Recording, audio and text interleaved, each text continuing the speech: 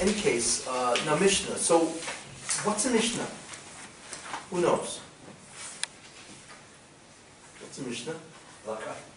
It's what? It's a set of halakha. Good. It's a collection of halachas in specific paragraphs. That's all it is. Okay?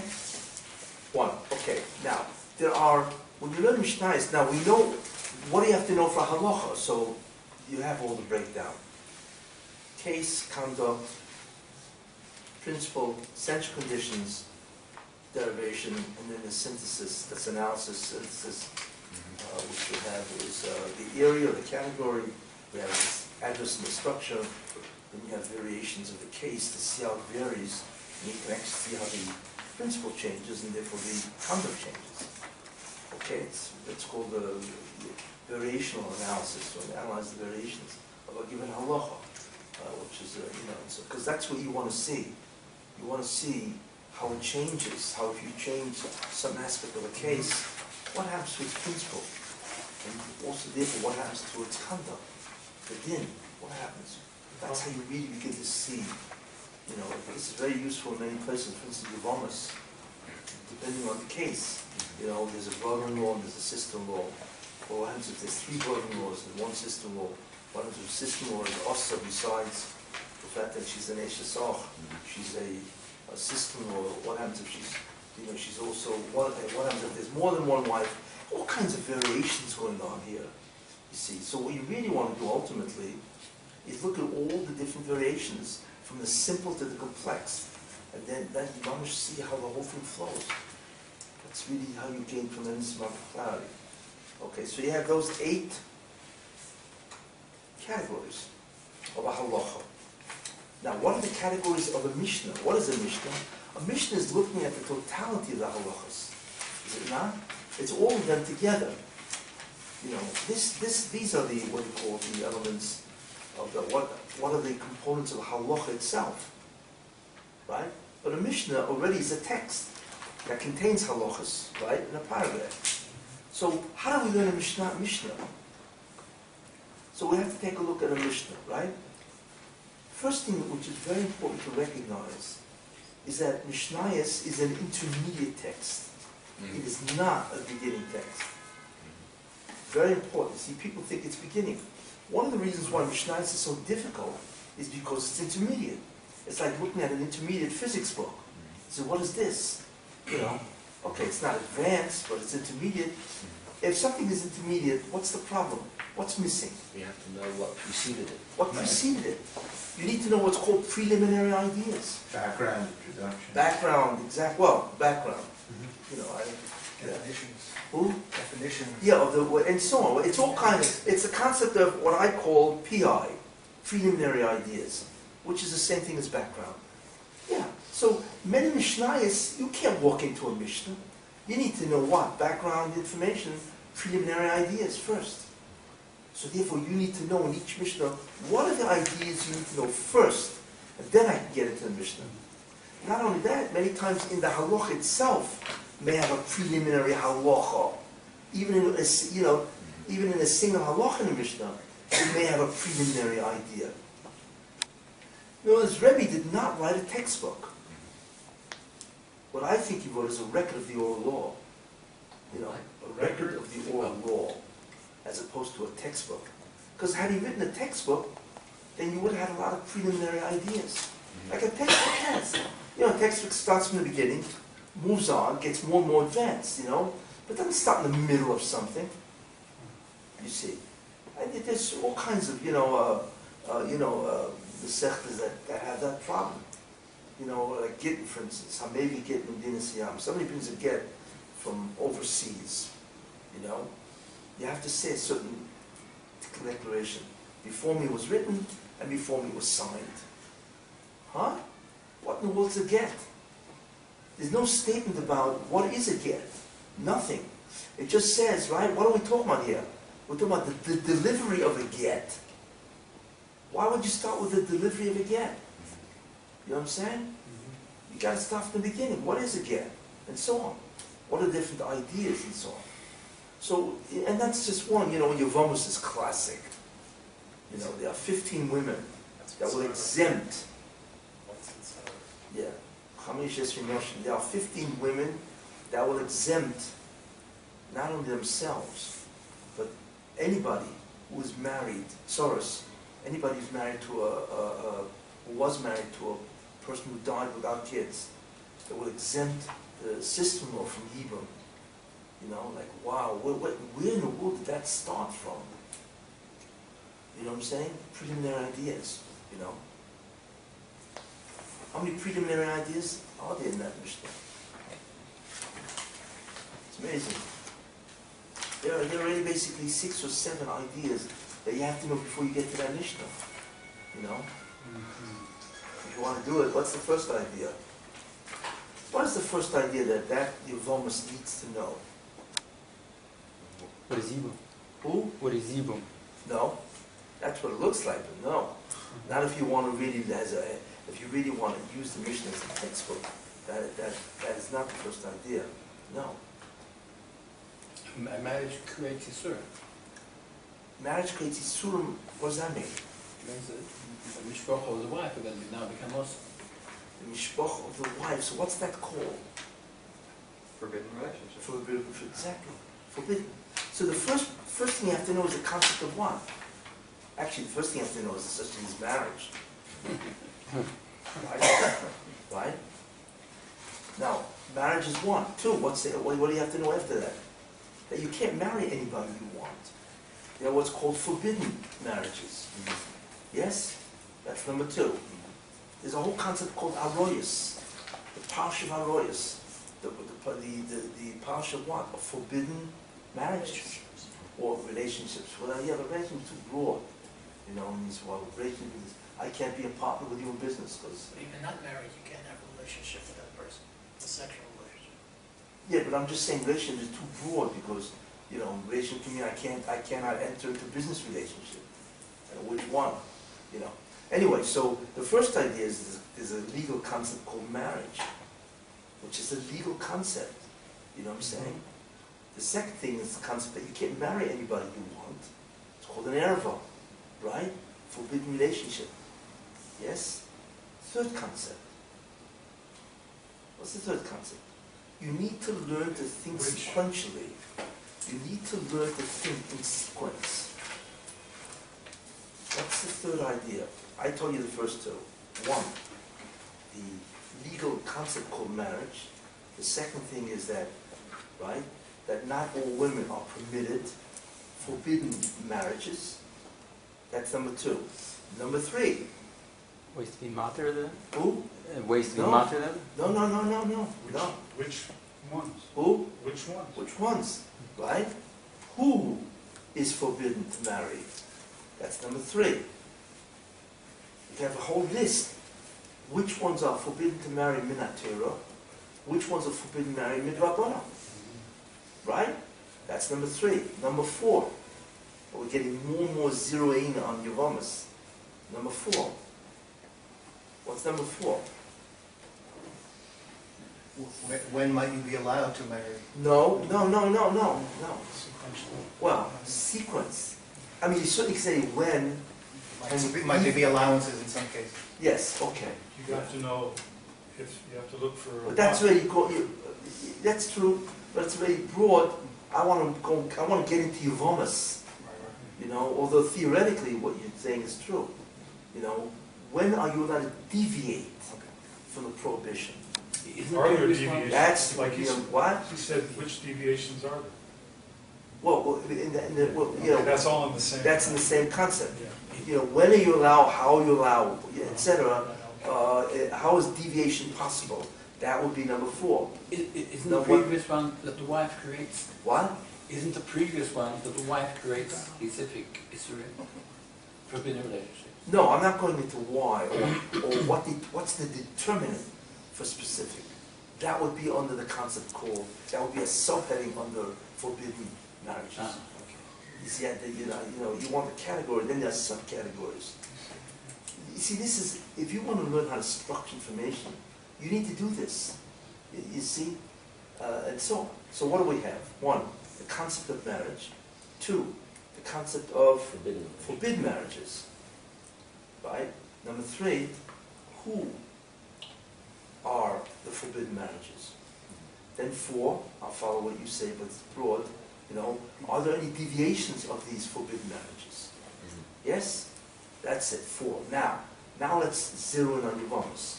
5. How does he have to die? Or what's with that? No. What forbidden, what erva does Yevamos deal with? Gotta know that. What's the erva? No. The end of the Masechta. No, You're your looking for Yofim the- doesn't have nothing to do with an Eishes Ish. You're looking for The the- guy's dead, so Oh, yeah. the guy's wife can't be an Yeah. Eishes Ish. Right. Unless it's coming back.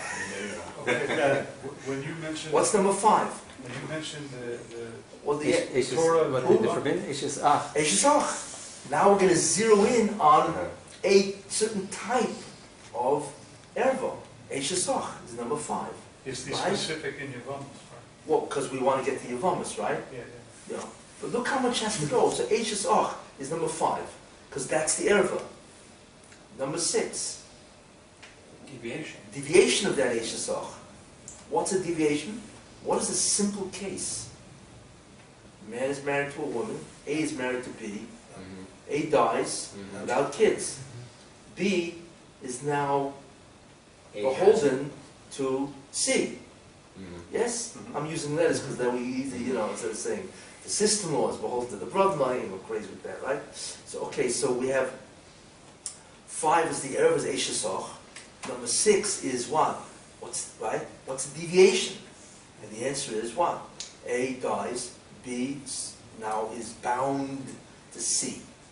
Yes? And therefore C can either marry or annul or cancel the bond. Yes? Right? So that is number what? That's number 6. 6. And look how many, we got 6 ideas, they got it all before, but look how simple it is once you build it up. What's number 7?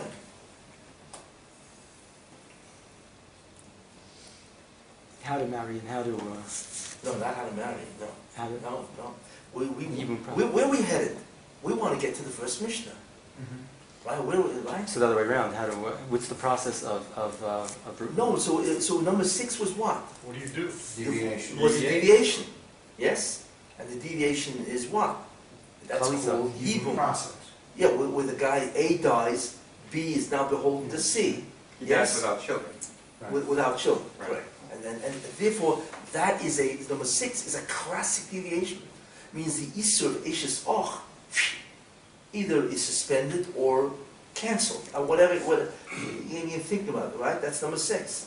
What's number 7? We're going to the Mishnah, Would remember. that now be explicitly the halacha of the Mishnah? Right. That What? Number 7, wouldn't that be the actual halacha we're dealing with now in the Mishnah? What is it?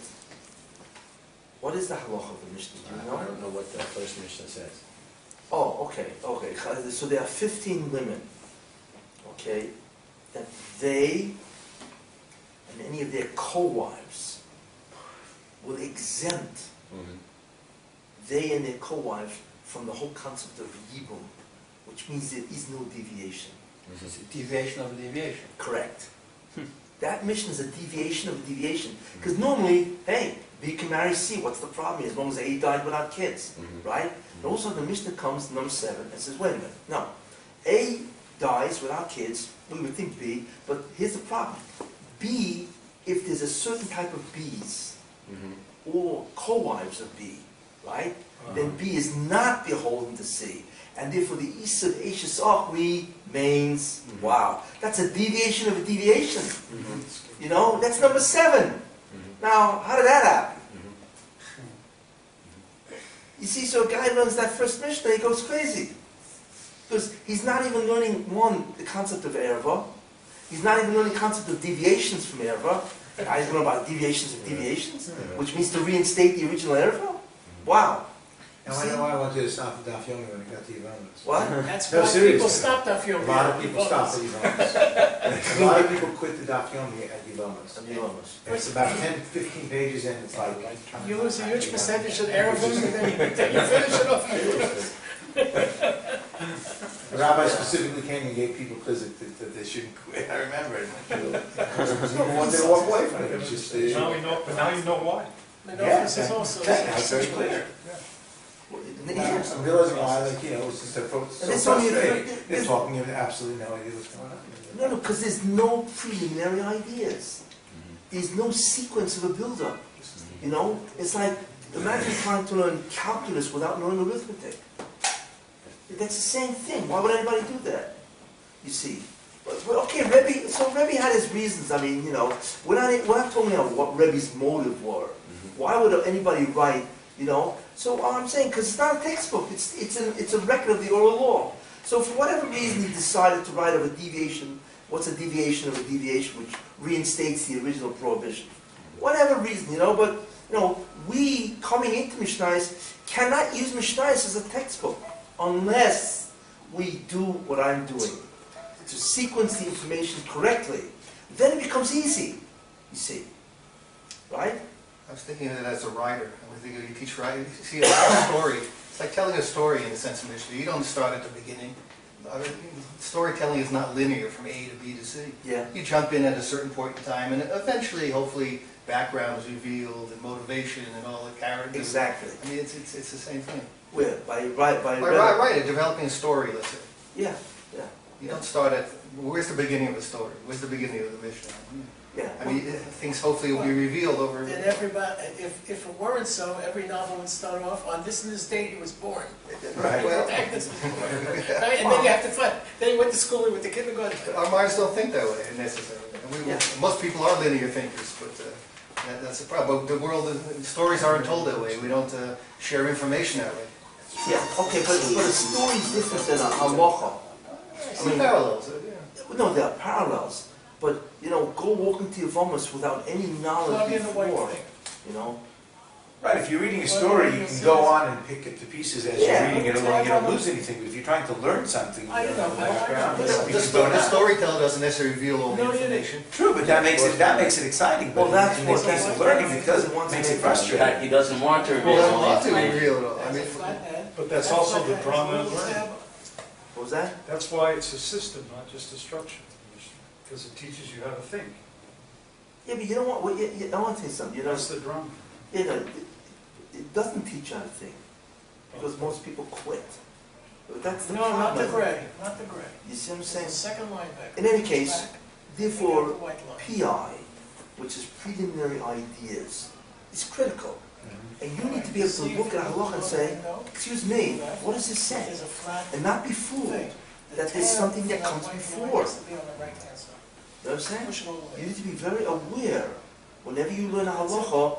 Well, if you're finding it difficult to understand halacha, that's It because doesn't- you're no, missing. leave it on. That's because you're missing preliminary ideas. Yeah, So don't worry what it's on. this should go on the If I halacha come sheet. there and What? switch over, Preliminary ideas don't should go use on the that phone, halacha too sheet. many calls. What is Use the that? house phone. Preliminary Use the house ideas phone. should go Do on not use the the house diagram, phone. on the Do not halacha use sheet. the house phone. Very good. Yeah, what you say? So preliminary ideas should go on the diagram. Well, no, not that. I'm into This is a Mishnah. prerequisition for understanding halacha. You have to have on here the preliminary ideas. No, but there it's not a problem because it's a halacha, right? So I could have began with a beginning halacha. But Mishnah is a problem because Mishnah is a presentation of halachas. That's the problem. So therefore you need to have background information.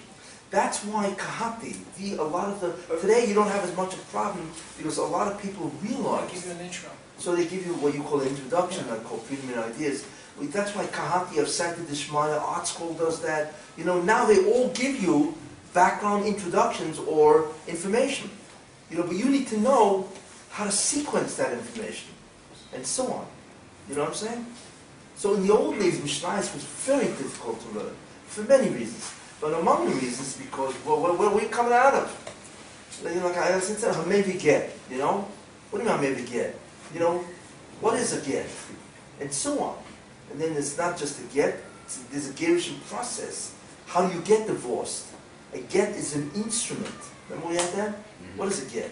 A get is an instrument that severs the marriage bond. You know what I'm saying? But it's not just a get, there's a whole process. right? The husband has to decide to divorce his wife. Well, what's his motives? And then he has to decide, okay, who's going to write it? What's in the get itself? You know what I'm saying? Then, how do I deliver it? And so on. You have to hand it to your wife, you have to throw it in the chutzah, and not only that, then part of the problem of delivery, what happens if it's delivered from overseas to Israel? Now what? So then the question is really what? What's the issues here? What's the problem here? Guy comes from Medina Sayyam, overseas, yes? Here's the get, gives it to a, then you have the whole concept of agency, shliach. Can you appoint a shliach and so on? From either the husband's side or the woman's side and so on. Then we have the concept, okay, so what's the problem here?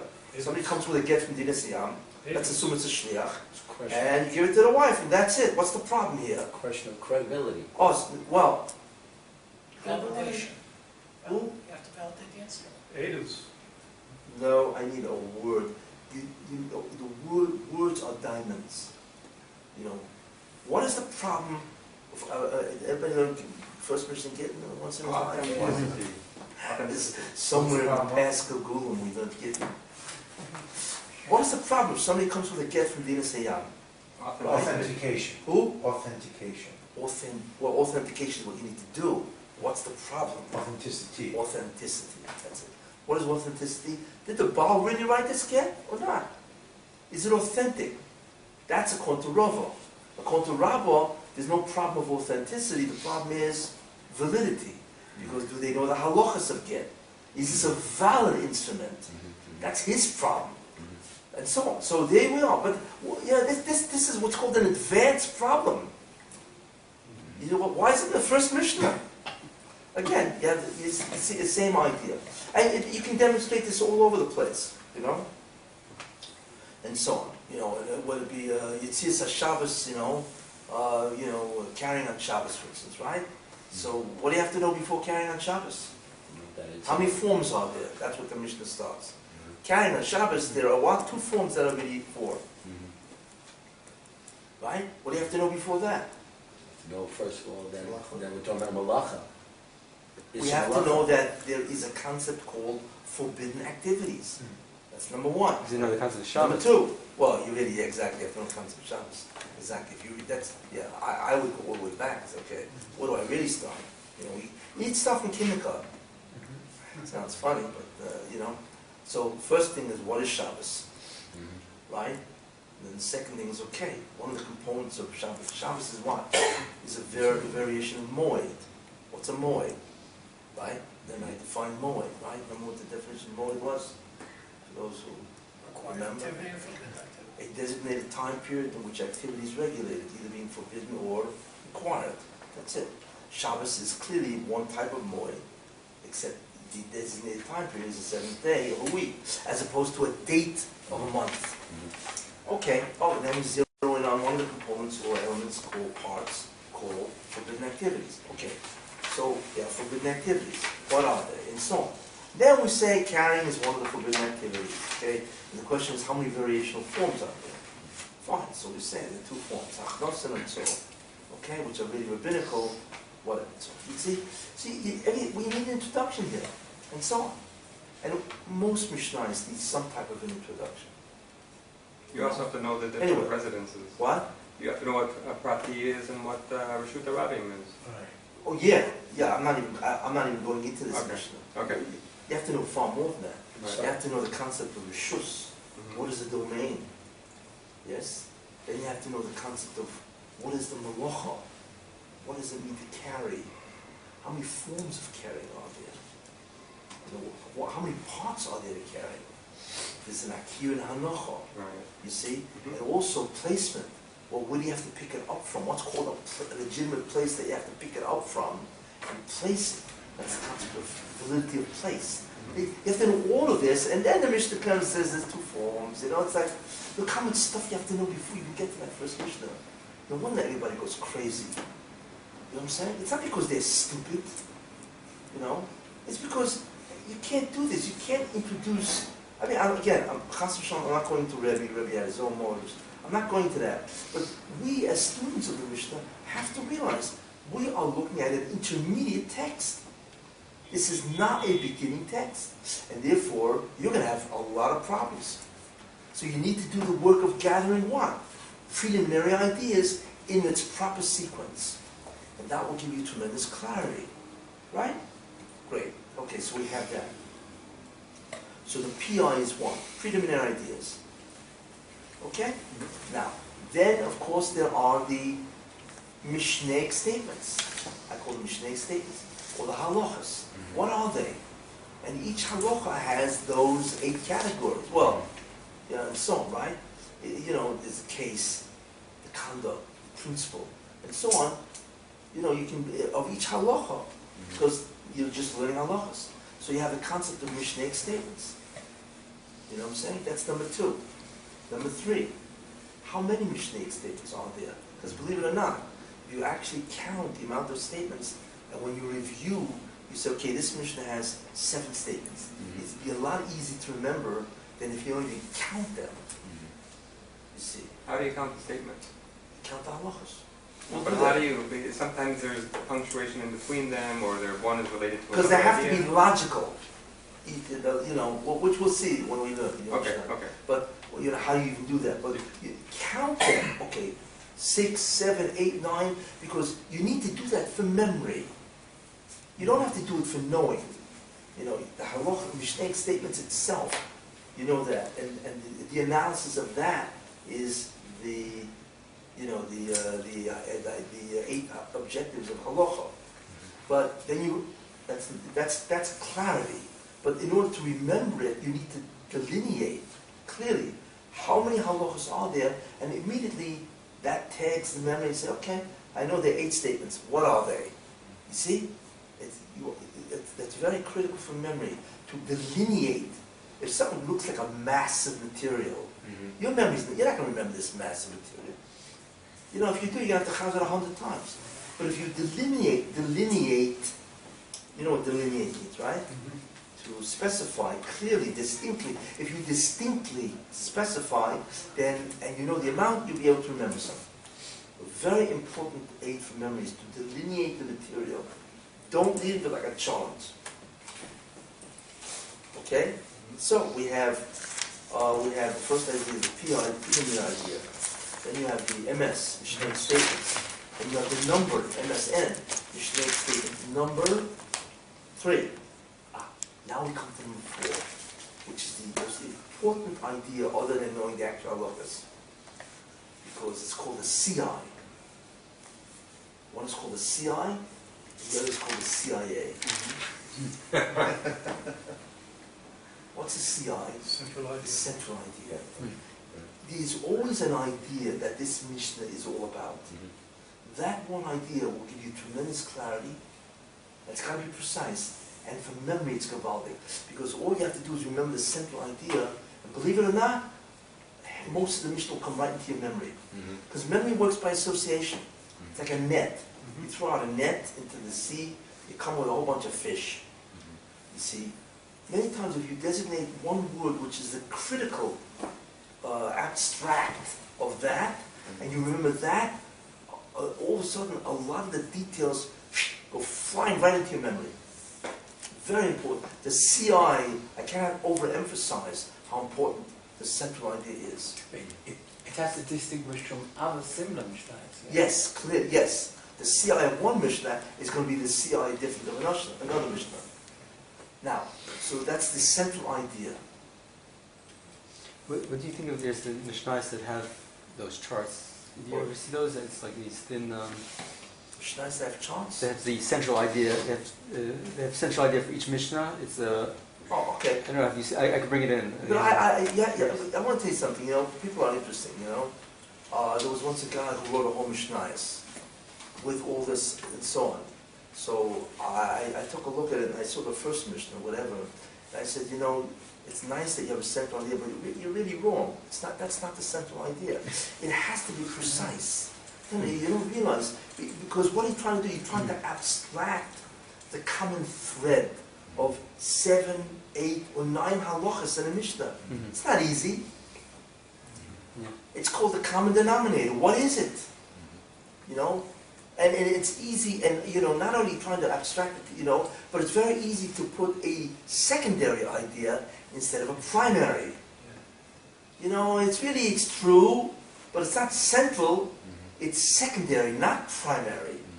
It requires thinking, you see, and precision.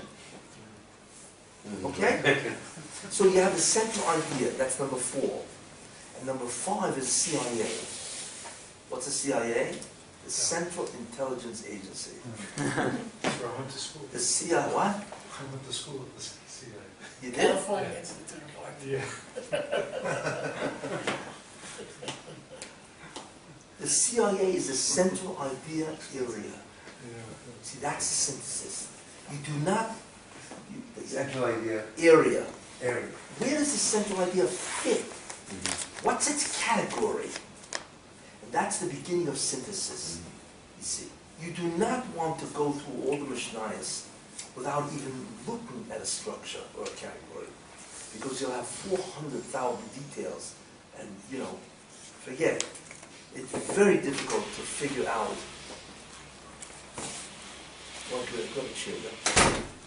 It's very difficult to figure out what this structure. So that's called the central idea area, which we will do. Got that? Those are the 5 critical things you need to learn in the Mishnah, besides knowing what the halach is. Now, what is your objective? What do you really want to do ultimately? What you really ultimately want to do is create a structure of the entire Masechet. That's what you want to do. You want to see the entire Masechet. One diagram. And wow, that's an incredible achievement, because then you can review that diagram in 15 minutes. That means theoretically you should be able to review a Masechet, let's max it at 20 minutes. Right? And if say the Zeroim, let's say, right, has, say the Zeroim has 11 Masechtas, right? So that means you should be able to house the entire Zeroim in less than 4 hours. That's not bad. Not bad, No. But you see how you can do it. The key is to organize. That's the key. And then imagine in 4 hours you finish the whole Zeroim. If you could do Zeroim in 4 hours, you could do the whole Shisha Sitting Mishnah every week. Now that is godless. That's unheard of.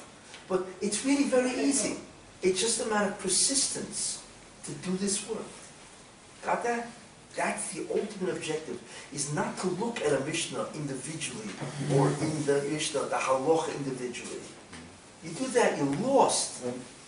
It's like the jigsaw puzzle. There's 10,000 pieces, and all they remain is pieces. And you never really know what's going on. So ultimately the objective is to learn Mishnayos. Why? Because you want to create a database, an incredible database, a framework of Kol HaTorah Kula in general structure. You see? You know that? You are, I told you, there's 4,192 Mishnayos. Each Mishnah has approximately 7 statements. So, 7 times 4,192 is approximately 30,000 halachas of Kol HaTorah Kula, the entire oral law. But, if you add all the preliminary ideas of each Mishnah, and remember, many halachas within the Mishnah itself need some preliminary ideas. There's preliminary ideas to the Mishnah, right, to the central idea. And then there's preliminary ideas in each halacha, maybe, maybe not. And then there's what's called post ideas. You want to know a commentary. Well, I see the Rambam says this. You want to add what's called some gravy. You go gravy, right? So let's assume there's a couple of those, right? Then 4,100, so let's assume there's already 30,000, right? Because there's 7, right? Let's assume each Mishnah has at least 4 preliminary ideas. And believe me, that's modest. 4 times 30,000 is 100. No, but that's each Mishnah you said, not each No, let's assume halacha. each Mishnah. You No, didn't- I'm not So exactly. You multiplied the 7 already by, when you multiplied the 7, you're doing halachas already, and then you can't multiply it by 4, because that would assume that each halacha has... No, I'm talking about ideas. I know, but you're saying that there's 4 preliminary ideas to a Mishnah, not to a halacha. There are 7 halachas to a Mishnah. Yes. See what No, I'm saying? but that's true. But I'm also assuming that many halachas have preliminary ideas. You'd have to assume that all of them do. So let's multiply it by... And many times they do, which you Okay. say. Okay, but even if it's, let's say, it's certainly we're looking at 50, 60, 70,000. That's it. That's better. Okay. There you go. But Precision. It's a way of thinking. You have I to hope it define makes it more, you know, Yeah. I'm relieved. How much? Now instead of 150, 120, I need about I 60. can learn it tomorrow. Let's go kick off and let's go. But the truth is, many times, as you see, not only are there, I just gave you Yevomis. How many preliminary ideas were there? 6. Just to get to the Mishnah, right? And then within the Mishnah, you know, as it rattles off the type of women, each woman may need a preliminary idea in terms of, well, what's the family relationship of that woman? And so on. You know what I'm saying? What's the definition of a, you know, of an ant? What ant? It's not, you know what I'm saying? Each one has details in it. So you're looking at a massive amount of information. I feel there's at least 100,000 facts, ideas. That's enormous. But the beauty of it, it's kol terakula, and the beauty of that, it's not debate, it's not argument, it's facts. So if you know that, it's enormous. You will have acquired an incredible database or framework in which all Shas will now be contained within. And not only that, but Mishnah is approximately 40% of Shas. Because if you take out all the Mishnahs, because you know them, take them out of Shas, right? I'm not even talking about Zroim and Taurus, which are not even in there, right? And so, right? Then you take out every time in the Mishnah it says, V'hotanan, and we learn the Mishnah, take that out, because you know it. And then most Toseftas or Brises are 80% Mishnah, 20% Chiddush. Take that out. You're left with maybe 60% of Shas. So could you imagine, knowing Mishnah is not only do you have a framework, but also you have 40% of Shas already mastered. And the in-between is what? Is the Shakavataya. Okay. With that type of background information, knowledge, you can go easily to 2 blood a day from Shas in 3.5 years. You should be able to. Because you know so much of the whole Masechta, and you've divided it up into its topics and categories and so on. So you know the whole Masechta even before, you just don't know the arguments that took place, or what were the problems. What were the problems that the Gemara addressed? You don't know that. Fine. And also how it solved it. But it's enormous. That's really the way to begin. You know, and so on. Anyway, so you have, those are the major ideas. You have the preliminary ideas, PI, the Mishnaic statements, the MS, you have the number of Mishnaic statements, you have the central idea and the central idea area to learn a Mishnah. Okay? Also, what I recommend always, okay, if you are doing a jigsaw puzzle, you will never abandon the box picture. Never. Correct? You'll always keep it there as a reference. Because as soon as you pick up a piece, what do you say? Well, where does it belong? You take a look at the box. The same thing. Your job of synthesis begins immediately, not halfway through or the end. And the question is, well, how? If you don't have the facts, how are you going to synthesize? And it doesn't make a difference, because everybody knows a certain amount of facts just by the fact that you've been in for so many years. So you need to organize your facts, whatever you know. Try to create a framework. I don't care how skimpy it is, but you're way ahead if you don't create a framework. So create some type of a framework and begin to shift, you know, okay, it fits here, and so on. And then as you learn the CI and you categorize it, then where does it fit in your structure? You see? So you just like you do the jigsaw puzzle. You are not waiting to the end. you are doing it as you learn the Mishnah itself, the analysis. Very important idea. Don't wait until the end. So what you're really doing is creating a diagram. You're connecting the dots slowly, but you got to start off with some dots in some way, and you get a feel by it if you read, let's say, one of these, they always give you an introduction. So organize the introduction. You don't forget the Mishnah. Start off with the introduction that any of these give you, and organize it. Say, okay, what are the categories? What are the ideas, and how do I categorize the ideas? And how do I begin to create a picture from these ideas? That's good. That's called an outline, or an overview. And then you begin to do the Mishnah itself. Okay? That's it. That's my intro to the Mishnah. Okay, who learned the first Mishnah Brachos? I hope all of you did. You did. Okay, who'd like, want to say? Yes. Oh, okay. Does everybody know the first Mishnah? We're supposed to know. Okay, start. When do we read the Kriya Shema at night? From the hour that Kohanim entered to read their Truma, ad sof or Ashmur HaRishana, until the end of the first watch. Can I elaborate what that is, or would you prefer me just to translate? Well, how would we begin? How would we begin? I mean, the whole thing, the whole Mishnah. Well, you can either go through the Mishnah first. Yeah, maybe I should do that. Okay, you want to do that? Till the end of the first watch. Okay. The Chachamim אומרים עד חצות. No, Deviation. I thought I missed something. Very good. The Chachamim אומרים עד חצות. Rabbi Gamliel אומר עד שיעלה עבד השחר. Who did you say was the first time?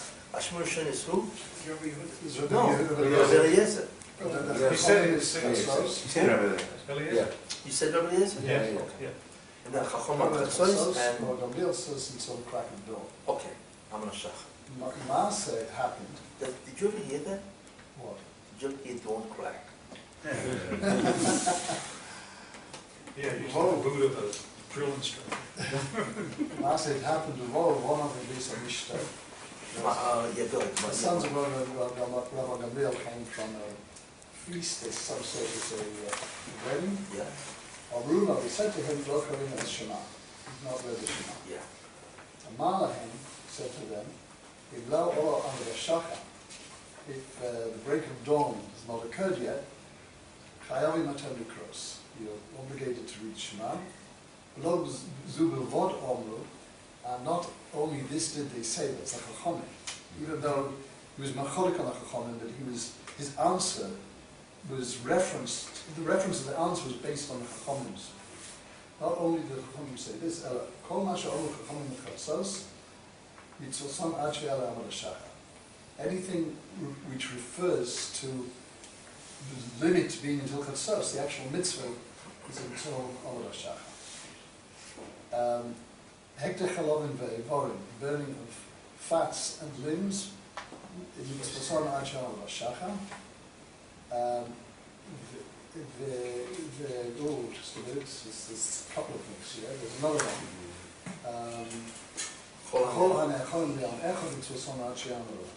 Anything which can be eaten until midnight actually can be eaten until another shachar.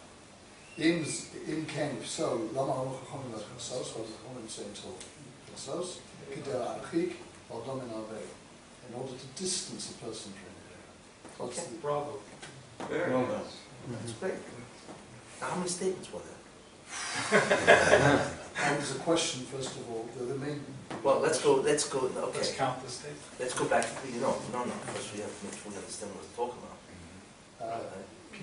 Basically, the whole theme is centers around Kriya Shema at night, and the question, initial question. What are the, so you said to Mishnah, what are the preliminary ideas first? The preliminary ideas is the fact is that there is a chiyuv of Kriya Shema. That's one.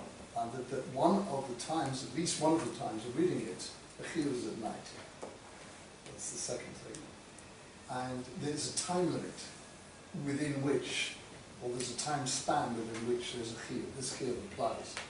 And the Mishnah starts off by, at least our Gersa, explicitly asking from when. From when do we read the Shema?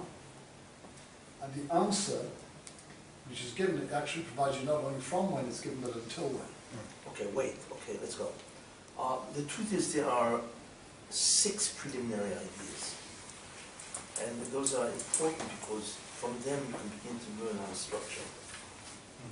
Okay. What's the first preliminary idea? These refers to the Shema. 1. What's the requirement to do what? To say the Shema. Okay, there are 2 ideas in what you just said. Yes. Split it. And this is an important concept. What constitutes the Shema? What? What constitutes the Shema? Oh, the Shema yeah. text. Okay. The text itself. Right? And the second? Kriya. Recitation. There you are. One is the object and the other is the action. You always want to split a mitzvah. Right? You want to split a Mishnah. What exactly is the object of the mitzvah? There are all kinds of halachos regarding the object itself. Then there's the action on that object. Well, what do I do? For instance, sukkah. What's the object? Sukkah. And what's the action? Building. Who? No. Sit in. Who? Dwell. Residence or dwelling. Correct. You see the difference. That's why there are 2 different areas. And because of that, you now begin to structure to realize that there are 2 different things going on. One is the text, and the other is the recitation, or the perform. That's called the action or the performance. Those are 2 major categories in any mitzvah, and we're doing it here. That's going to help us see a lot of ideas later on. Is the Mishnah dealing with the object, or is it dealing with the action? Rabbi, are these are, That's okay. by themselves, these are part of the obligation? The act, the object and the act? Yeah, well, yeah. That's part of the obligation, and that goes for every one of the PI. Any one of the what? The P, Yeah, preliminary idea. Yeah. What about, yeah, what? understanding what the object is, or the And subject understanding and what the the action performance for of the each one of actions. them. Yeah, because each one is a different Yeah, category. okay, that's excellent. See, we're already beginning to categorize. What do we really know? We just know Kriya Shema. But Kriya Shema, 2 things. There's a text, which is the object, and there's an action, which is the recitation. 2 important categories. Okay. That's okay. So the first idea is what? This is a text called Shema, and there's a action called recitation, or Kriya. Number 3. I'm a little gray about this. Who? I'm a little in the gray area about this because we have another factor that it seems to be that we're only going to be saying this Kriyat Shema in Tefillah.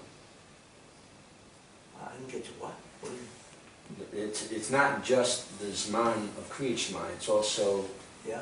where is this mitzvah being done? It's within Tefillah.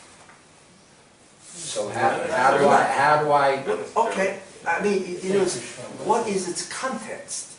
You could. We're not into that. But I want to know what the matzav is. I want to know what the situation is right now. Fine, okay. You could do that. You could put down as, hopefully you'll be able to figure that out.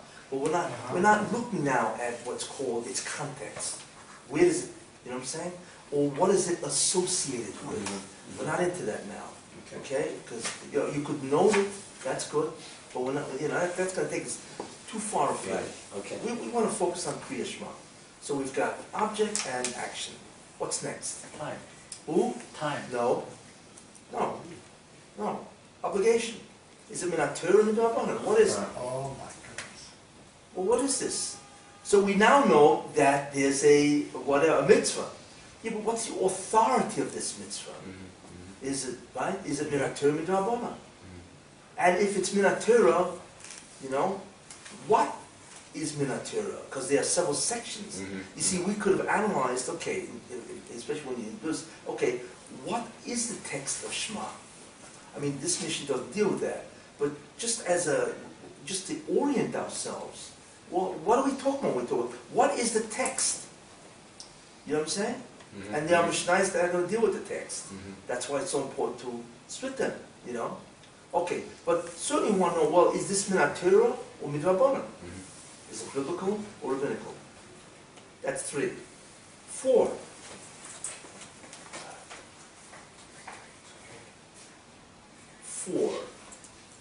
This is all before you get to the Mishnah. 4. Time. Who? Time. No. No. No. The What central goes before conditions. time? Central What? conditions. No. Who? No. What's interesting about Kriya Shema? It's a mitzvah. What's interesting about it? You need to know that idea first. Kavana? No. How is it performed? Who? Every How is day. it performed? No. Every day? Every day. Twice a day. Twice a day. It's frequency. Yeah, how frequent? It's critical for the first Mishnah, right? It's frequency. It's interesting. Its frequency is twice. Right? Oh, okay. Now what's next? We know it has to be done twice. What's next? When? Now, when Who? are those two? When? And the answer is there's an evening and there's a morning. There you are. That's 5. You see? 6. The time zone of the evening. I would Itself. I would have said, is this frequency, is it a time period or Or a is it time just- point? Uh-huh. Because if it's a time point, one thing. But if it's a time period, what does the time period have to have? A Beginning and and end. There you are. See? Yeah, something is a point, that's it. There's no beginning or end. Time arrives, say it, you know, whatever, you know? But this is not, this is a whole period of time that you can observe this commandment. You see what I'm saying? So what do we have? Text, action, derivation, yes?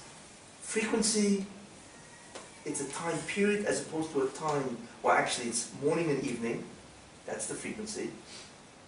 It's not a time point, it's a time period, which is number 6, and beginning and end of each time period, which is number 7, and that is the central idea, number 7. What is the beginning and the end of the evening time period of the action on Shema? Simple. That exactly tells us what is the CI of this Mishnah. What's the central idea? Time period. What is the beginning and the beginning end? and end. Of the evening time period. That's it. You know? That's what it says. You know what I'm saying? How's that sound so far? Very nice. Yeah, it's simple. Once you've done the PI and you've done it in sequence, then it becomes very simple. Exactly what is the central idea of this Mishnah? What's it dealing with? It's dealing with the evening time period of Kriya Shema, beginning and end. That's it. Now, let's check out. What is the beginning? What is the, now the Mishnah introduces the beginning.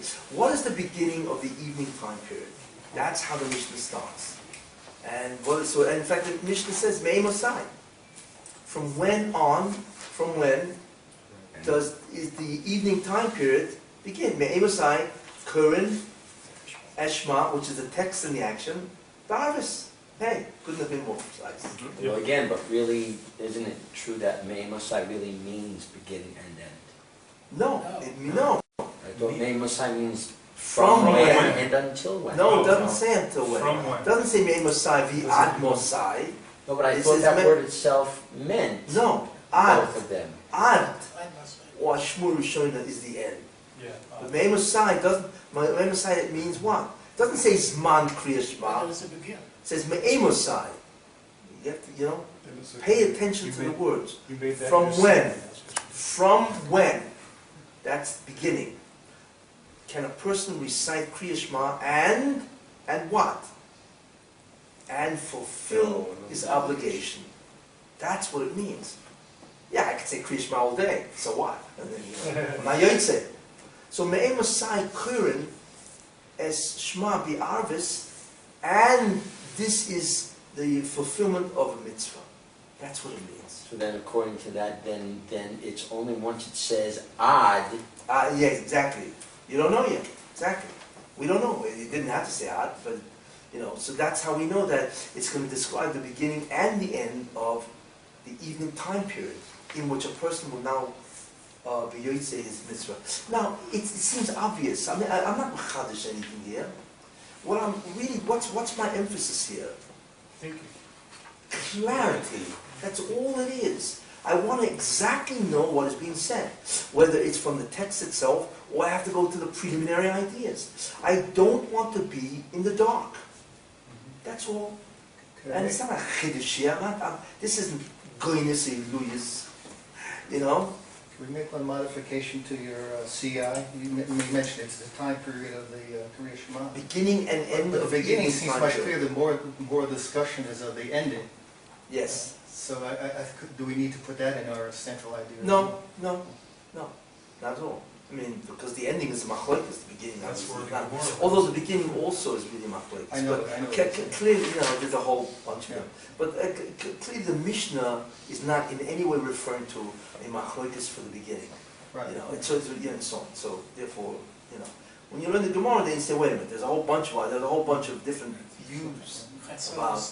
When the Oni comes in, there's all the Kohen needs his truma. That's how Mishnah acts. So, but listen, right now I need to understand what does the Mishnah say. Then remember I said there's post ideas. The post ideas could be what the Gemara says. Those are posts. Even in the beginning there are machlokes in terms of when it begins. But that won't be the Mishnah idea. That'll be a post idea. Okay, great. So what does it say in the Mishnah? What? Do we need to relate now to who? We haven't gone to who? Jewish, male, Adam. But the Mishnah does not claim itself who is obligated. Is that from the preliminary ideas for me? I want to tell you that you can learn the whole Shulchan Aruch and that can be preliminary. I mean, you know what I'm saying? You have to know where to stop and start. You don't want to get lost. You want preliminary ideas, but you don't want the whole Megillah before it. Say, you know what I'm saying? Or else it just becomes overwhelming. So you need to look at preliminary ideas, basically, that you really have to know for the clarity of the Mishnah. Fine. And then you have to exclude others, or else. That, by the way, who is obligated, will be later on in the Masechta. You know what I'm saying? So, you know what I'm saying? But right now, I don't want to get in. What you can do, what you're saying, is this. When you begin to learn brachas, you can read some of the introductions, and like I said, create a diagram, create a structure from the diagram. And what's the diagram going to have? What's the diagram going to have? Right? The mitzvah of Kriyas Shema. That's how it starts. Right? What's a derivation or authority? It's biblical. Right? Then you're going to subdivide that into two major areas. One, the text. Two, the action. Those are two major, But besides that, there's a third thing called the subject. Who is obligated? And then there's the time. But the time is really about Kriya Shema, which is really both, and so on. So you're going to try to form some type of a diagram. And then each Mishnah is going to deal with one category of that diagram. That's really what it's all about. Each Mishnah is nothing more than dealing with one category of a diagram. That's how you locate. So, who is really in the third parak, let's say, third Mishnah or something like that, right? And then you could, in your diagram, you're right. Who, third parak, third Mishnah. You see? So immediately you know where to go. You can put it on. Yeah, and that's the beauty of the CI, the central idea. That central idea could be dealing with who is obligated. Male, female, eved, etc. You see? And after you finish the whole Masechta, or actually all three Prakim on Kriya Shema, you will have a diagram of what? Of all the categories that are critical of Kriya Shema. Not only that, you'll know where all the halachas, which Mishnah the category halacha is in, you see? And you got so you've organized not only the Mishnayos, you organized the entire area called Kriya Shema. And you've linked them together. So when you look at a diagram, you're not only knowing all the Mishnayos, you're also knowing the entire structure. And you're going to link the Mishnahs to the structure, not vice versa. Because the structure, the Mishnahs is disorganized. To a, and so on. It doesn't have all. It's your categories, your structure. That's the organizing framework. And you're going to link the Mishnahs to that framework into one diagram, and you will chazal the whole brachas in 15 minutes. Something that I seem to get stuck in. Yes. At least try. Yeah. So you want us to when, unstuck when, you? when I'm structuring. Okay. So as far as subject is concerned, Yes. Who? isn't it really that the subject is both a main category of itself, but it's also a subcategory? Because you want to know the subject in general, what you're dealing with, but then you also want to know the subject in relationship to the actual action. Yes, it is. That's why you'll take a look at the diagram. You see subject is a major category in and of itself. But also a subcategory when you get into actually discussing the process of doing the mitzvah itself. Yes. Well, Like, wouldn't... it's not really, it's really a major category. The subject, in this case, the subject, right, is action, right? Then there's the object of the action. The action is what? Kriya. The object is Shema. Subject is who, right? And then there's the concept of place, the concept of time, right? Now, right? And then there's the effect. Okay, yes? Yeah. And then you have the legal consequences. Have you been yotzi or not? And so on, right? Mhm. Then there are many subcategories underneath, Under text is what? Is A discussion of what is the text, right? And under Kriya, there's a whole discussion of what constitutes a proper recitation. Can I mutter it? Vocalize it? Do I have to understand it? And so on. You see? So there's a whole bunch of halachas under recitation, which the Mishnah is going to deal with. You see, once you've categorized it, you know exactly every Mishnah where it is. You see? So subject is a major so category. under recitation, there's also going to be, therefore, we're going to come on to the subject himself. No. As No. far as No, because subject how is the is he subject doing of the it? whole thing. It's a combination of action and object. You can't put subject in a recitation. Doesn't make sense. Because subject but- is a larger division than recitation. Right? So subject would be, so you could organize it that way. Subject, state of mind, which by the way there is, kavanah, right? And then on the subject you have a whole bunch of subcategories. Nationality, right? Mental state, state of mind, number, and so on. Now some are, they're nogea, some are not nogea. What you're really looking at is a universal model of activity. That's really what it is. You see. For that, you have to understand that the mitzvahs of the Torah are directed against different facets of man's behavior. In Zroim, it's directed against what? Remember we said that? What is Zroim? When the tzivuyim of Zroim, what are they? What do they address? And they address what? person's relationship to... No, that's always a consequence. No. Remember we said that Zroim? What does Zroim address? The mitzvah of Zroim, what does it address? Oh, Permitting to you- be matir, Who? to Permitting what? Permitting use of one's product. oil mazre. Object. It's an object usage permissibility. So it relates to what? To objects. Moed relates to activities. Can we or can we not do the activity? Noshim relates to what? Relationship. That's relationships. Man and his relationships. There's man and his objects. There's man and his activities. There's man and his, look at what's happening. And his relationships. The whole Seder. And then Nezikin deals with what? Interference. Man, what? Interference. Great. Man and the interference of his relationships. Hezek. Right?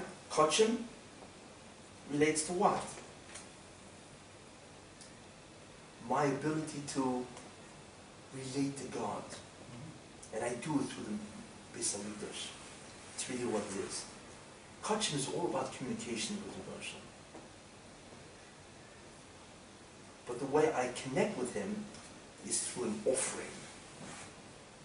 What else resembles Kachim? Tefillah. That's why instead of now that we don't have a Kol Tomid, we have Shachas. That's what does tefillah have to do with Kachim? Yeah. You don't want to sacrifice and the other's talking. No, because they're both forms of communicating and therefore relating to God. One is an action, the other is... Well, one I do, what represents me in Kachim is the animal I sacrifice, right? What represents me in that is a direct act of communication. But essentially, it's the only Seder that has a relationship with God. But it's being done through the Beis Hamikdash, you know what I'm saying? So it fools you. It's not just that, well, I'm just sacrificing an animal. No. It's really, and that's why Tefillah is connected Korban Tiknun. You see? And Taharas deals with what? Who? How to get rid of the... No. Interfering. No. With connection. What does Taharas deal with? Tuma, source of Tuma, and Transfer between... No. object. Think largely. Go up. It's a mechitza from... No. The flow of spiritual... Keeping yourself in the Ability, that allows you to come Who Objects and... said spiritual? The flow of spiritual... Taharas is all about my relationship with a spiritual entity called Tuma. That's what it's about. You see? So you can actually look at the whole Torah.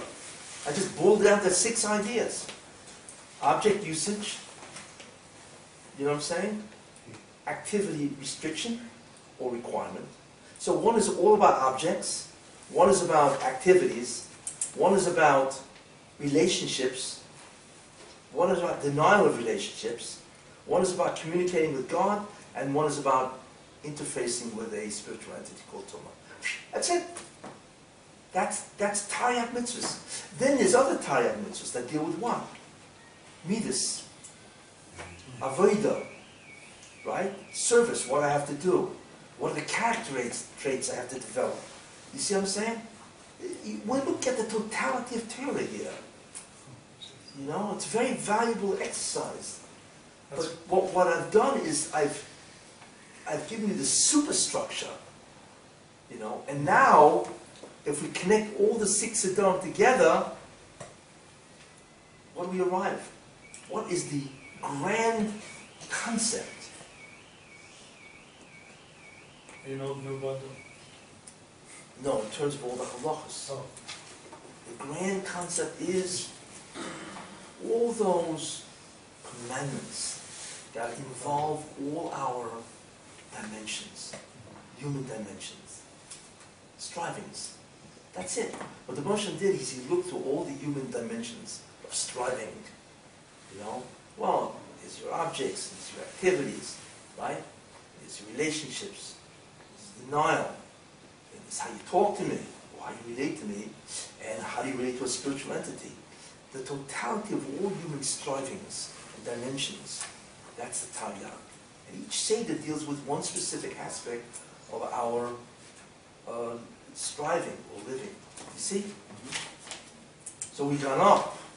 Now, once we've gone up, we can go down. You see? And now we take a look at brachas. If you remember from last week, what was a bracha? A bracha is a verbal declaration that does what? That permits the usage of an object, right? By acknowledging the source of the object itself. That's all. What is Kriya Shema? Remember I said, what's Kriya Shema? Remember last week? What? Who? No. What is Kriya Shema? the verbal acknowledgement. Verbal declaration Of what? of Hashem's sovereignty. No. Kriya Shema is a series of belief statements, Okay. right? That is foundational to Judaism and to the whole acceptance of the mitzvahs. It's a foundational statement. I remember the 6 things you say, Yeah. right? Remember that? What is that? It's a series of beliefs which I need to declare, right? Before I accept his sovereignty, which is mitzvahs. That's all it is. That's all it is. You know? You see? And then what are the statements? And obviously the most critical aspect of the statements, right, is his sovereignty. 1, that he is a melech. 2, that I accept his malchus. 2, and 3, what is the acceptance of his malchus? The mitzvahs. There you are.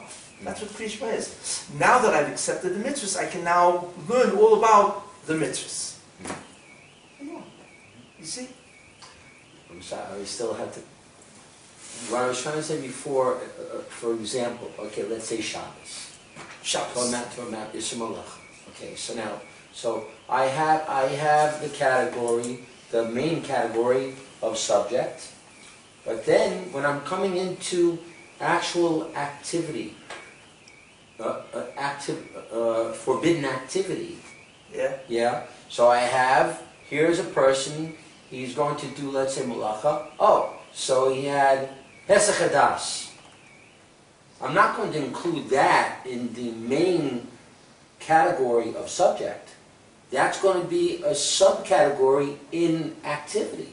No? No. What his kavanah was, No. B'shas Maisa. No. What is the grand title of what you're talking about? What is the grand title? Activity, The activity structure. yeah. What does the activity structure in Shabbos consist of? Subject, instrument, action, on an object that has an effect, takes place at a certain time, place. And is this a regular way of performance? Yes? Okay. What are the legal consequences of this? Huh? Yeah, I left out also causal relationship. But anyway, there are 10 of these subcategories. There are 10 categories that comprise this structure called the activity structure. Okay, but isn't that going to be besides the fact that I have a major category called subject? Subject is a category of the activity structure, isn't it? Yes. Here you are. So now what's the problem? The title to the structure is called activity structure. Subject is one of the categories. Here you are. On the subject, you have a host of subcategories. Nationality, Right. right? Understood. And so on, right? Mhm. You know, and so on. And each one of these things has halachic significance. All the categories have some type of halachic significance in terms of what? What does significance mean? Legal consequences. Are you chayav or potter? And so on. That's what an essential condition affects the legal consequence. In other words, if it's essential, if it's not essential, who cares? It's permitted, you know? Anyway, okay, now, getting back to brachas. So, Isn't the term Kriya Shema then the Kriya is very superficial? who? The term Kriya of Kriya Shema, isn't it very superficial? Why would it be superficial? Just reading it. Kriya is reading. It's calling out Moshe. Shemona Esrei. You read it. I would say it's superficial. You've done it. Most people daven, they just read it and that's the end of it. Yeah, but that's not, The term Kriya Shema. that's not what we're supposed to do. Right. So shouldn't there be a deeper word than Kriya? No, because the mitzvah is to recite. It's not just reciting, it's the whole thing that It all depends on what you mean by So recite. under recitation, right, then you could write one of the subcategories, right, would be what? Understanding what you're reading. Fine. Is that a halacha? Yeah. Understanding. That would be a subcategory. Is that necessary to fulfill the mitzvah? See? Everything is just in its structures. There's nothing's missing, everything's complete. The key is that when you look at it, Kriya Shema, you see the whole thing in front of you. And the source of each halacha, which is the Mishnah itself. So you've linked the structure to the Mishnah.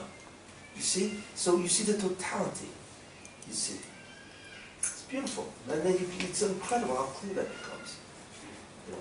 Anyway, so we have, so when do we read Kriya Shema? The evening time period, when does it begin? And the answer is, When the Kohen. Eliezer, when's the evening time period? Well, there's a machlokas. No, not in the beginning. Oh, the beginning, from Yeah. the time of the Kohen entered to read the Shum. Yeah, which is? Fine, okay, so the answer is Seis. The Mishnah happens to, right, refer, not to Seis, to refer to some type of an action that a Kohen can eat his truma. And that is identical to Seis. You know, so we obviously ask the obvious question. Why don't you say Seis? What do I have to, you know what I'm saying? You know? Who? The Gemara asked that question. Exactly, which is an obvious question. And anyway, it is said, you know. And the answer would be, because it wants to teach you a halacha, two halachas. One, that it says, and two, that a kohen can eat truma as soon as the seis hakom enters. What's the chiddush here? You know, that he does not have to wait for the next day for a korban. So therefore, a kohen can eat truma after what?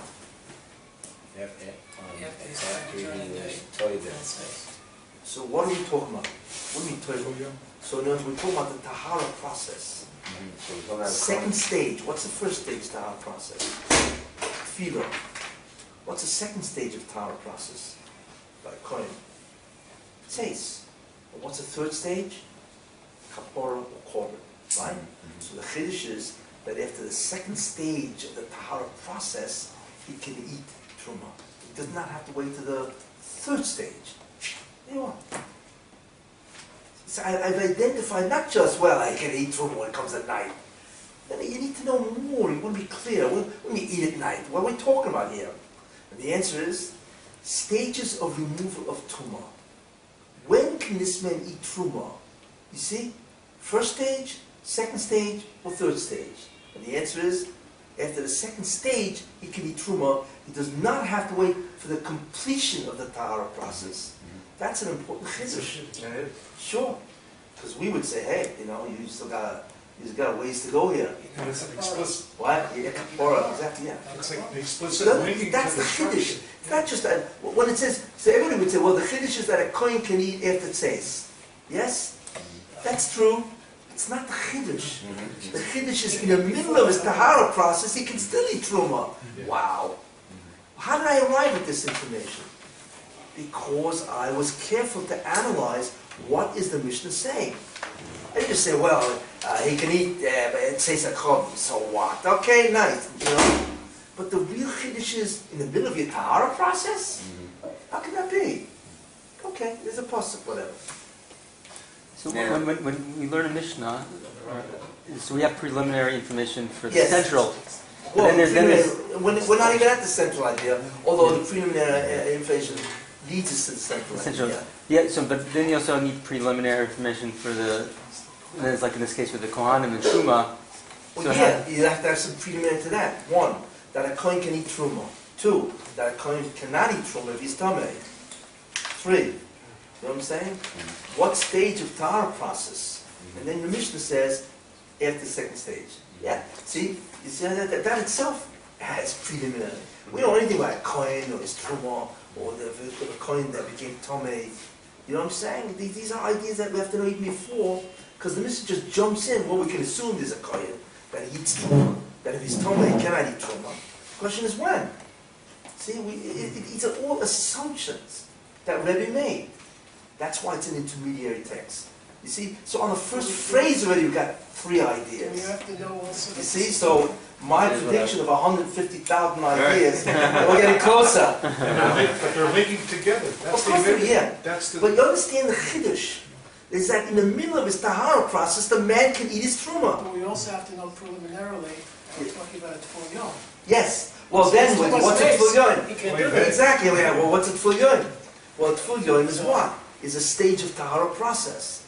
It's mikveh. That's really what it is. And so on. You see, and so on. But what I'm saying is you need to analyze each idea. You know what I'm saying? So that's the chiddush. Do we know why? What was that? Do we know why Rabbi Yehuda Nasi wanted to elaborate this halacha with the Zman of Kriyat Shema? That's a good question. The only way to answer that, basically, just ask people who don't know secrets. I could say. I mean, it sounds very strange. You know what the Gemara says? Why don't we put this here? Here's where you see the structure of Gemara. Yeah. What's the first question in the Gemara? Where's the Tana coming out of? What's the question here? What's the question here? Why are we jumping? Why are we talking about a So what's the question? It's a question of sequence. What's the priority? How can you tell me when the time is? I don't even know What it is. What? when. When? I don't know if. Yeah. Rabbi, are we jumping? You understand what I'm saying? So that question by the Gemara is a question of sequence. What do you mean? You're already into the halachas? I don't even know if there's a chiyuv here. Yeah. Right. So the Gemara answers because you're krokoi, so we're assuming that you probably learned the Torah first, and then we can skip it. We can skip it, you know what I'm saying?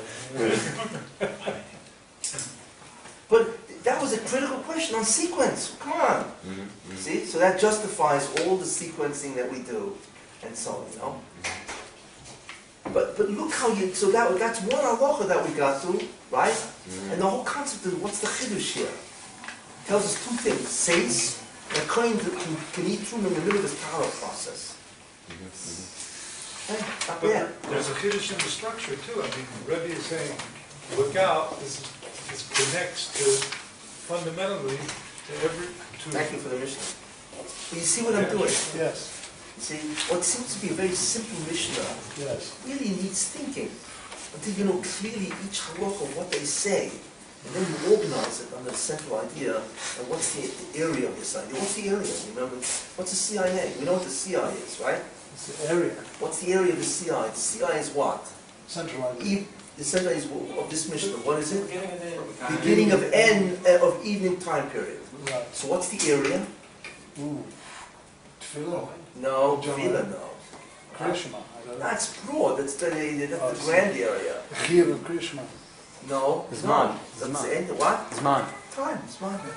Time. That Kriyashma is time connected. It's time dictated. That's what it is. Zman. Time is the area. Evening, time period, beginning and end is a prat of time. You see? So when you formulate this diagram, you're going to have Kriyashma. One of the categories is time. Or you're going to have one category is called frequency, and another category is called time. And this fits under the category called time. That's how you're going to build up a whole picture. You see? It's a mistake at this point to start connecting it to all Zeharayim. I look at it, I see the Kohanim mentioned and the Teruma, that's obviously agricultural, and it leads me to think of But it. agriculture is not really the... No, but I'm saying it connects me to Zerayim, and also the Shema. I start thinking of other brachot that we will do, and we learn in the Mishnah. Yeah, look, again, you have to decide how high you're going to go. How high you wanna go. Exactly.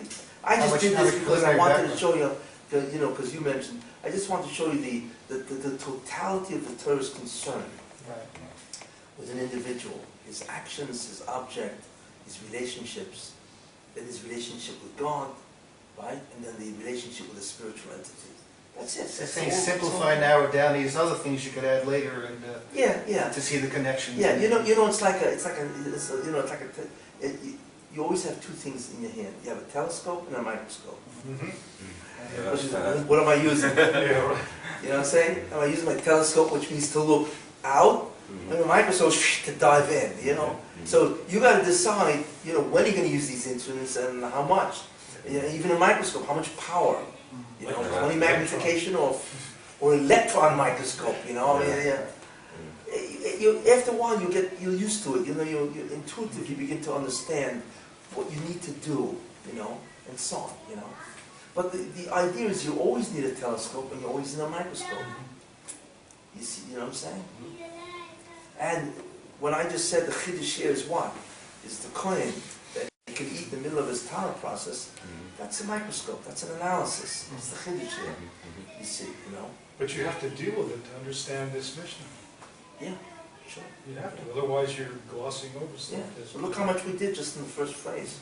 We're not even in the machlokes in the end. It's all right. Well, this is a machlokes. What? Part of it is as Rabbi got middle really, is he been highlighted with the Well, that's later on, Yeah, yeah. probably That's later is. on, yeah. Not Exactly. necessarily. That's right. Now, do we have a hesder on this halakha? Why is this the Oh, what's that called?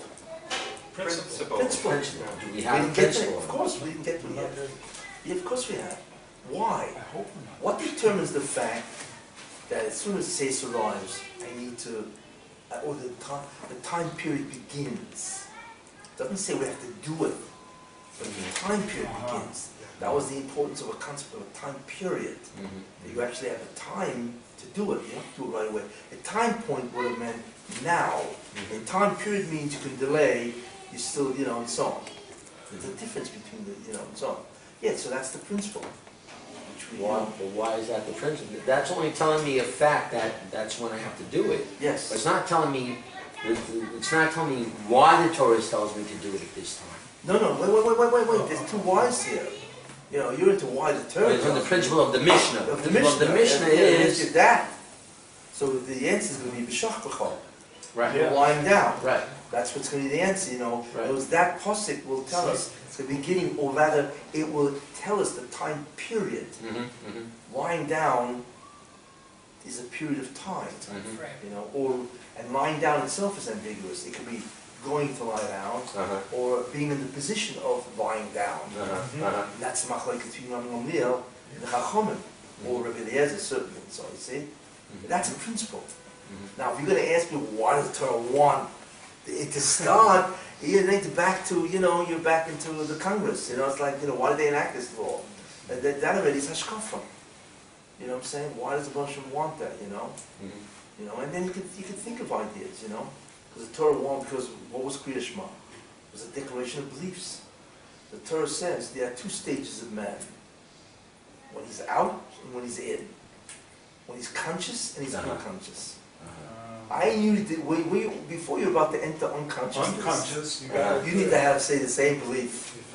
And when you're conscious, you're rising. So before you're about to check out, you need to make the declaration. And before you're about to check in case you don't get on the next yeah, but I can see that. I mean, okay, that's, I'm thinking, and so on. There's other ways of looking at it. You know what I'm saying? I need Kriya Shema when I'm about to check out, means I'm about to go to sleep. When does the person go to sleep? In dark. So even when things are dark and I have no idea what's going on, Emunah. So then I have to declare I believe in God. And so on. And in the morning when I can see what's going on, see, You have to recognize that. and so see, that's another way of looking at it. There's different ways, but I look at it. But that's more hashkafic than halachic. Yeah, but it comes out of the halacha, which is a beautiful thing. Sure. Yeah. Look, once. So in other words, I wouldn't be interested in that as far as wanting to know halachically Then you the dinner of Kriya Shema. I wouldn't be thinking about why halachically. why What's the principle? why do I have to do it at this time? I'm not going to look at that. I'm not going to look at that. We'll touch upon it, because What we're about not it? the principle. And right now our interest in wanting to structure and understanding the Mishnah. Over here, I'm not going to be looking at the principle or wanting to find out what the principle is. Why do I say it at this time? I just want to know why. You will, because you can ask what determines the boundaries of the time period. What's the principle? No, that's part of what we're going to analyze. But that's the b'shach b'cha. Yeah, exactly. That's the answer. B'shach b'cha. No, but what we were just now discussing is why did Hashem want that we say it at this so time? that's the realm of hashkafa. Yeah. And look, every halacha you can ask, why is this halacha so? Not in terms of its principle, but in terms of its hashkafa idea. Why is it tzitzis? Why is it tefillin? And so on. But that's outside the Mishnah. That's into hashkafa. You know what I'm saying? Okay, great. Look how much we're doing just from the Mishnah.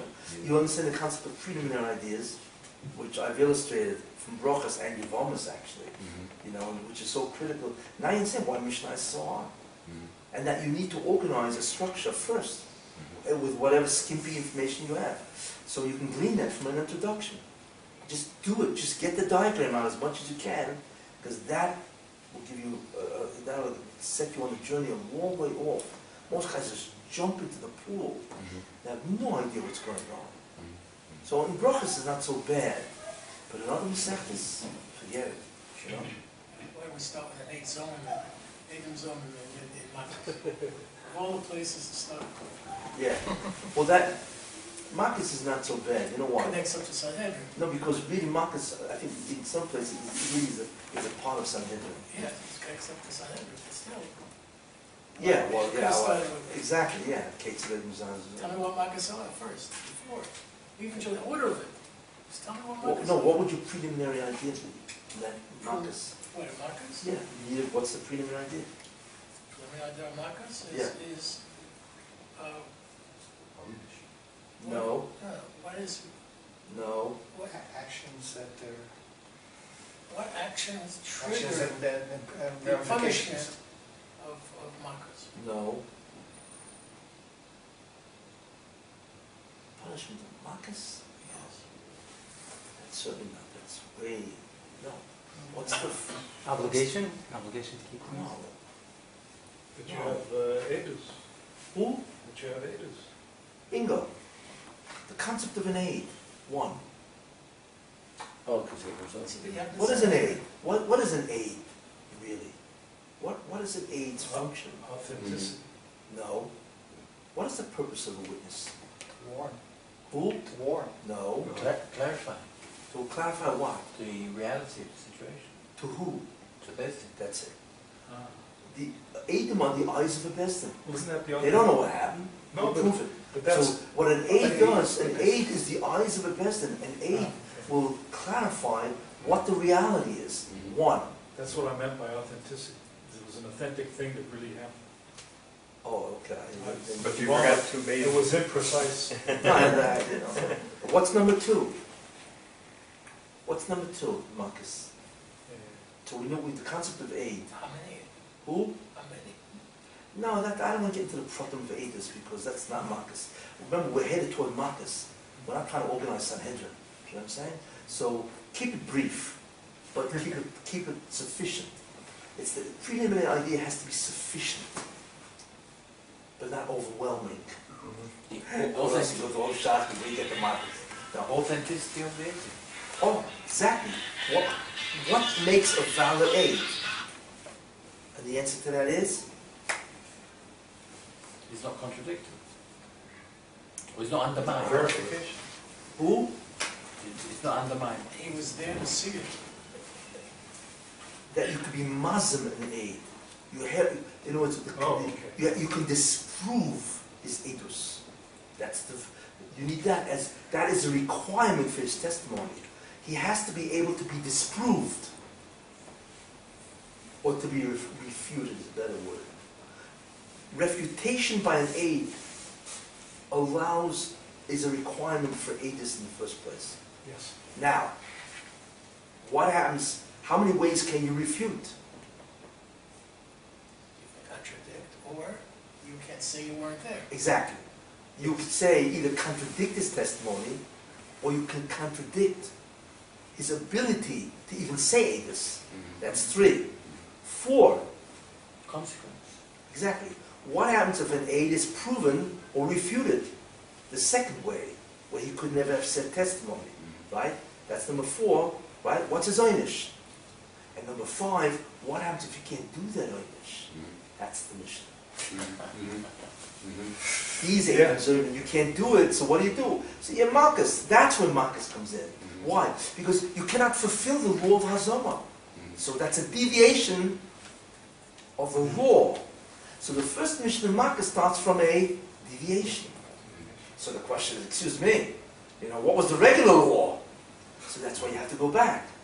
See what I did? So there are 5 ideas that have to precede Marcus. But once you do that, it's simple. There's an aid, what his purpose is, how he can be refuted, what are the consequences of his refutation, right? Which is the einish. And what happens if that einish cannot be applied? Deviation.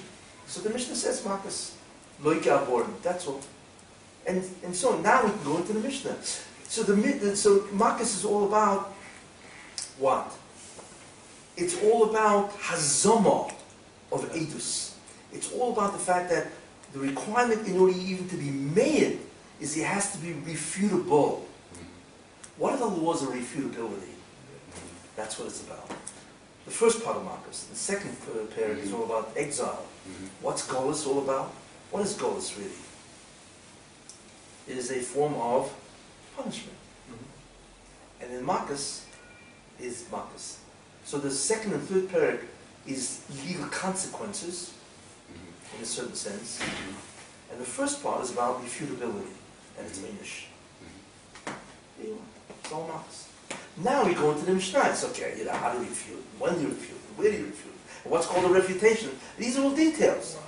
You see? You see what I'm saying? Here you are. Yeah. Is there a pattern here, like learning from the deviations, like developmental psychopathology? I don't know if I make it a pattern. Yeah, I don't agree because we did it in the Thomas and we did it. It's not yet. Yeah, it could be Rabbi assumed that of course you know what an aid is. You know what the requirements are. You know the concept of refutability. So what's the problem there? Let me tell you what happens if you can't do it. Obviously Rabbi assumes that we're much bigger Talmidei Chachomim than we really are. And this is the problem. We're not. That's why you have to We write it need, down. we need what's called Mishnayos of Mishnayos. And then the Gemara of the Gemara. You guys getting a sense of what we're doing here? Yes, sir. Now imagine if you did it to all Mishnayos. Nobody could touch you.